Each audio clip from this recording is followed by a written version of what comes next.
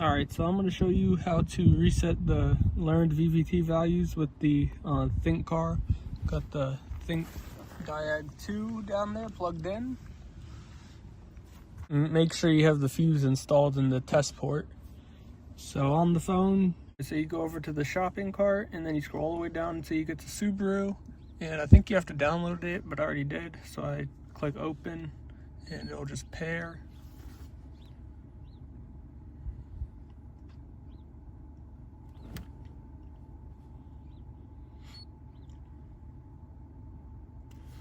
Alright, 16 pin socket, North America.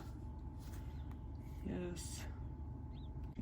Alright, then it brings you to this screen. You go to System Selection, Engine, and it'll load for a minute.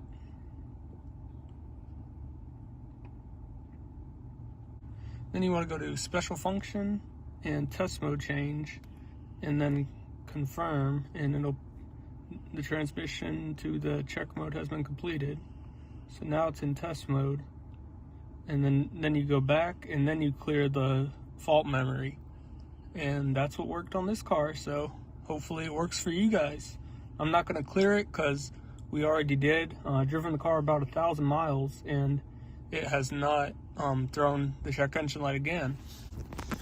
Let me show you up here to show it's in test mode. The check engine light's flashing. So hopefully that helps you guys figure out how to clear the Learned VTC values. This scanner is like $120 off of Amazon, whereas the other scanners are pretty expensive, so this one's not too bad for the price.